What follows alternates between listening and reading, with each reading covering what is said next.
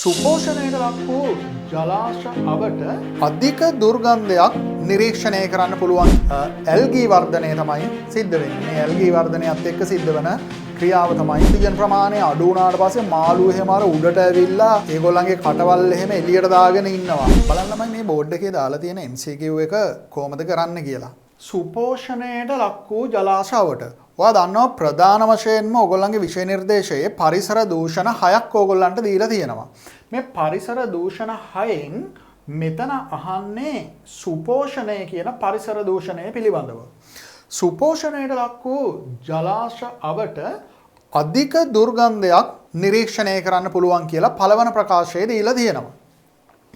දෙවන ප්‍රකාශය බලන්න දෙවන ප්‍රකාශය වාට කියනවා කාර්මික අපජලය ජලාශවලට මුදා හැරීම නිසා සුපෝෂණය ඇතිවේ.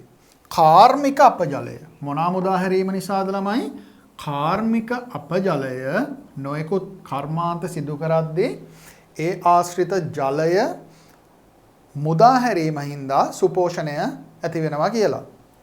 අපි බලමු සුපෝෂණය කියන්නේ මොකක්ද කියලා. මම මේ ඇඳලා තියෙන්නේ ළමයි ජලාශයක්. මේ බලන්න මේ ජලාශය මෙන්න ජලජ ශාක ඉන්නවා. ඒත් එක්කම මෙන්න මාළුත් ඉන්නවා. මේ බූවල්ලෙකුත් ඉන්නවා කියලා හිතන්න. එතකොට මෙන්න ඉර පායලා තියෙනවා. දැන් ඔයා දන්නවා ජලයේ දිය වෙච්ච ඔක්සිජන් සහ වායුගෝලයේ ඔක්සිජන් අතර සමතුලිතතාවයක් පවතිනවා මේ පද්ධතියේ. ඕනම ජලාශයක මේ සමතුලිතතාවය පවතිනවා. මොනවාද? ජලයේ දිය වෙච්ච ඔක්සිජන් සහ වායුගෝලීය ඔක්සිජන් අතර. සාමාන්‍යයෙන් ජලයේ ppm 9ක් වගේ දිය වෙලා තියෙනවා. එතකොට උෂ්ණත්වය පීඩනය මත මේ සමතුලිතතාවයේ දිශාව පොඩ්ඩක් එහෙ මෙහෙ යනවා. ඒත් එක්කම මේ ජලාශයේ පතුලටම ළමයි ඉර එළිය වැටෙනවා. මේ ඉර එළිය වැටුණාට පස්සේ මේ ජලජ ශාක මගින් මොකද වෙන්නේ? ප්‍රභා සංශ්ලේෂණය නිසා ඔක්සිජන් පිට කරනවා. එහෙනම් මේ ජලජ ශාක මගින් පිට කරන ඔක්සිජනුත් දැන් මේ ජලයේ දිය වෙනවා. එම ඔක්සිජන් සහ මේ වායුගෝලයේ මේ සමතුලිතතාව නිසා දිය වෙච්ච ඔක්සිජන් වලින් මේ ජලජ ජීවීන් ජීවත් වෙනවා. මෙන්න මේ විදියට හරි ලස්සන සමතුලිත පද්ධතියක් මේ ජලාශය ඇතුලේ තියෙනවා. ළමයි ඇල්ගී කියන්නේ ජලජ ශාක විශේෂයක්ම කියලාම හිතා ගන්නකො. ඇල්ගී වර්ධනය සම්පූර්ණයෙන්ම අඩාල කිරීම සිද්ධ කරලා තියෙන්නේ මේ ජලයේ මෙන්න මේ අයන දෙක මගින්. ඇල්ගී කියලා කියන්නේ ජලය මතු පිට ඔයගොල්ලෝ දැකලා තියෙනවද? කොළ පාටට බැඳිලා තියෙනවා ස්තර විදිහට. ඔයාලා 138 බස් එකේ යද්දි ස්ටේෂන් එකට කලින් පට්ට ගඳක් එනවා නේද? එහෙම නැත්නම් කොම්පඤ්ඤ වීදිය වටේ පොඩ්ඩක් රවුමක් ඇවිද්දොත් එහෙම දරා ගන්න බැරි ගඳක් එනවා නේද සමහර තැන්වලදී. අර නවලෝක හොස්පිටල් එකේ ඉස්සරහදී එහෙම නැත්නම් සිනමන් ලේක් සයිඩ් හොටෙල් එක ගාවින් අර පහළට යද්දී පට්ට ගඳක් එනවා.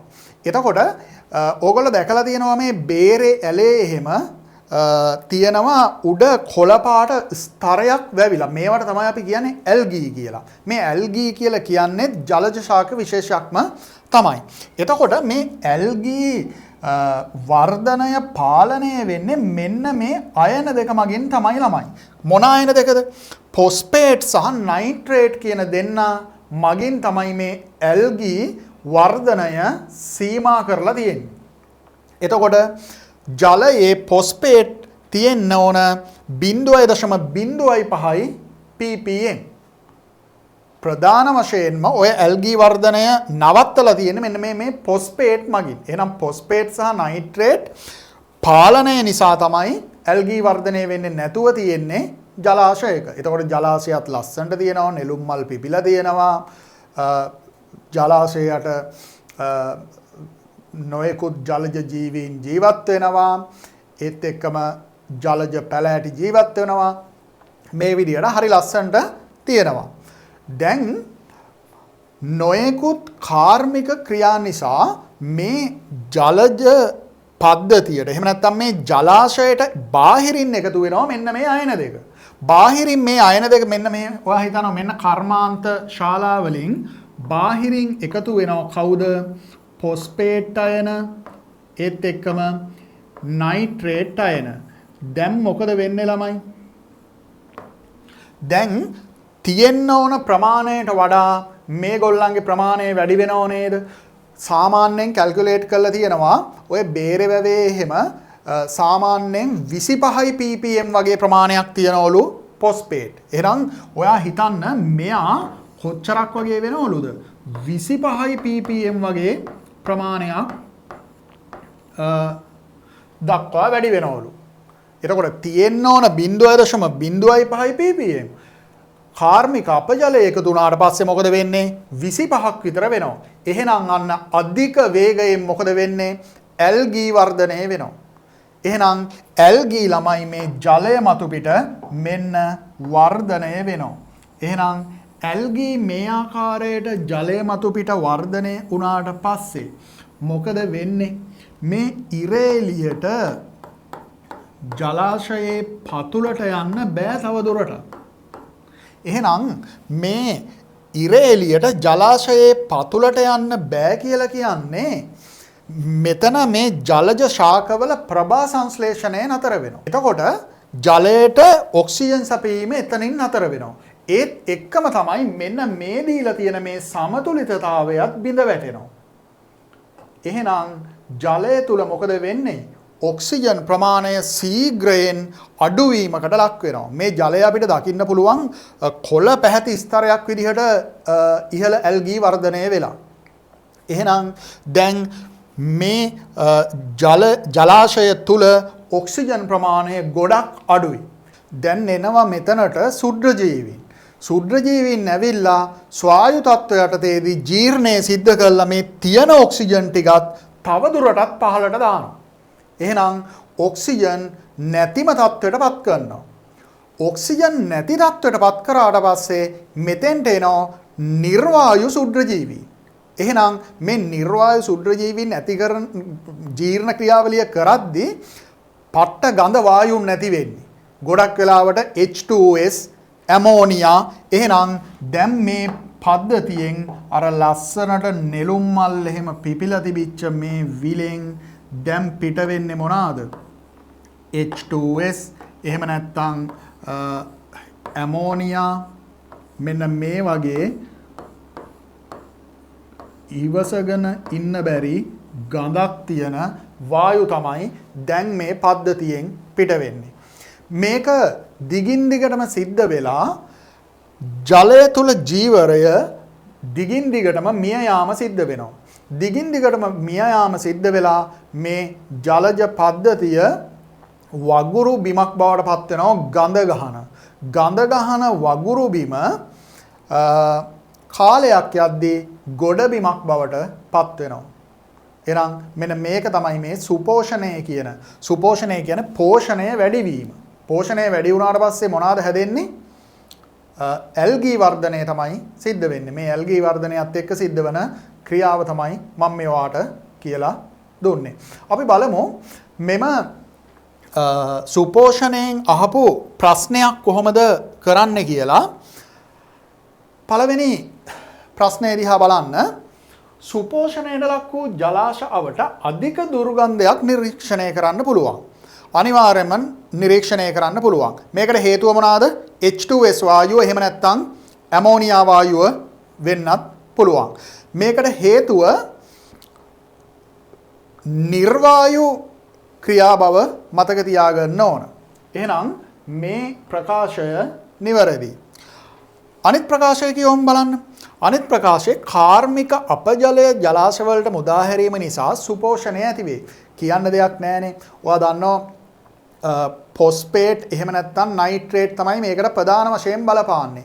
මේවා ගොඩාක් වෙලාවට ඉන්නවා පොහොරවල. එහෙනම් කෘෂිකර්මය මේකට ප්‍රධාන වශයෙන්ම බලපානවා. එහෙනම් මේ ප්‍රකාශයත් නිවැරදි. අපි බලමු ළමයි මේ වගේ ආපු පාස් පේපර් ප්‍රශ්නයක් බලමු පොඩ්ඩක්. කියවන්න. ජලයේ ද්‍රාවිත ඔක්සිජන්හි සංයුතිය ජලයේ දිය වෙලා තියෙන ඔක්සිජන්ගේ සංයුතිය මම ඔයාලට කිව්වා සාමාන්‍යයෙන් ppm 9ක් වගේ ප්‍රමාණයක් දිය වෙලා තියෙනවා කියලා. නමුත් මේක වෙනස් වෙන්න පුළුවන් උෂ්ණත්වය පීඩනය මත. මොකද සමතුලිතතාවයක්නේ. වායුගෝලීය ඔක්සිජන්හි සංයුතියම වේ. ඒ කියන්නේ ජලයේ දිය වෙලා තියෙන ප්‍රමාණයමයි වායුගෝලයේ තියෙන්නේ මේක වැරදි. එහෙනම් මේක වැරදි. ජලයේ දිය වෙලා තියෙන සාමාන්‍යයෙන් 9යි ppm වගේ ඉතාමත්ම අඩු ඔක්සිජන් ප්‍රමාණයක්. සුපෝෂණය හේතුවෙන් ජලයේ ද්‍රාවිත ඔක්සිජන් මට්ටම සුපෝෂණය හේතුවෙන් ජලයේ ද්‍රාවිත ඔක්සිජන් මට්ටම පහළයයි. හරියටම හරිනේ. සුපෝෂණය කියලා කියන්නේ ඇල්ගී වර්ධනය වෙනවා, ඉරේලිය වැටෙන්නේ නැහැ. එතකොට ජලය තුල තියෙන ශාක ප්‍රභා සංශ්ලේෂණය කරන්නේ නැහැ. එහෙනම් ඔක්සිජන් අඩු වෙනවා. ඒත් එකම සමතුලිතතාවය බිඳ වැටෙනවා. වායුගෝලීය ඔක්සිජන් සහ ජලීය ඔක්සිජන් එක්ක එතනිනුත් ඔක්සිජන් ප්‍රමාණය අඩු වෙනවා. එහෙනම් ඔක්සිජන් ප්‍රමාණය අඩු ජලය කියන ළමයි දූෂිත ජලය. සුපෝෂණය හේතුවෙන් ඔක්සිජන් මට්ටම පහළයයි. ඔන්න හොඳට මතක තියාගන්න මේ පහළයයි. ගාන හොඳට කියවන්න. සුපෝෂණය හේතුවෙන් පහළයයි. එතකොට මාළු එහෙම මැරිලා ඕගොල්ලෝ දැකලා තියෙනවද යට මේ ඔක්සිජන් ප්‍රමාණය අඩු වුණාට පස්සේ මාළු එහෙම අර උඩට ඇවිල්ලා ඒගොල්ලන්ගේ කටවල් එහෙම එළියට දාගෙන ඉන්නවා. ඊට පස්සේ මැරිලා පාවෙනවා දැකලා ඇති ඔයාලා. ඊගාවට ජලයේ ද්‍රාවිත ඔක්සිජන් මට්ටම වැඩි විට H2S නිපද විය හැකියි. වැරදිනේ. මොකද ජලයේ දිය වෙලා තියෙනවා නම් අර ක්‍රියාවලිය හොඳට සිද්ධ වෙනවා. මොකද ජලජ ජීවීන් ඉන්නවා. ඒත් එකම ජලයේ තියෙන ජලජ ශාක මගින් හොඳට ප්‍රභා සංශ්ලේෂණය සිද්ධ වෙනවා. එහෙනම් කිසි ප්‍රශ්නයක් නැහැ. එහෙනම් මේක වැරදි. ඔය නිර්වායු කට්ටිය එන්නේ සුද්ධ ජීවීන් එන්නේ ජලයේ ඔක්සිජන් මට්ටම වැඩි වුණාම නෙමෙයි අඩු වුණාම. එහෙනම් මෙන්න මෙතන තමයි වැරද්ද. ප්‍රභා සංශ්ලේෂණය හරහා ජලජ ශාක ජලයේ ද්‍රාවිත ඔක්සිජන් මට්ටමට දායකත්වයක් දක්වයි. මම ඔයාලට කිව්වා ජලයේ දිය වෙලා තියෙන ඔක්සිජන් ප්‍රමාණය ක්‍රම දෙකකට ජලයට ලැබෙනවා. එකක් තමයි මෙන්න මේ කියන සමතුලිතතාවය. මෙන්න මේ වායුගෝලීය ඔක්සිජන් සහ ජලීය ඔක්සිජන් අතර තියෙන මේ සමතුලිතතාවයේ හින්දා ඔක්සිජන් හම්බ වෙනවා. ඒක එකක්. අනිත් එක තමයි ජලයට ඔක්සිජන් හම්බ වෙන මේ ජලජ ශාක ප්‍රභා සංශ්ලේෂණය කරන අන්නේ ක්‍රියාවලියෙන්. එහෙනම් මේ කියන ප්‍රකාශය දිහා බලන්න. ප්‍රභා සංශ්ලේෂණය හරහා ජලජ ශාක ජලයේ ද්‍රාවිත ඔක්සිජන් මට්ටමට දායකත්වයක් දක්වයි. බලන්න හොඳට දක්වයිද නොදක්වයිද කියලා තියෙන්නේ. දක්වයි. එහෙනම් මේක හරි. පැහැදිලි නේද? එහෙනම් සුපෝෂණය කියන මේ පරිසර දූෂණ ආකාරය ඊ타ත්ම වැදගත් පරිසර දූෂණ ආකාරයක්. අපි වළක්වා ගත යුතු පරිසර දූෂණ ආකාරයක්. මොකද ලස්සන්ට නෙළුම් මල් පිපිලා ලස්සන්ට ජලජ ජීවීන් ජීවත් වෙන මේ ජලාශ ගොහරු බිමක් බවට පත් වෙලා පසු කාලීනව ගොඩ බිමක් බවට පත්වීම තමයි මේ සුපෝෂණය නිසා සිද්ධ වෙන්නේ.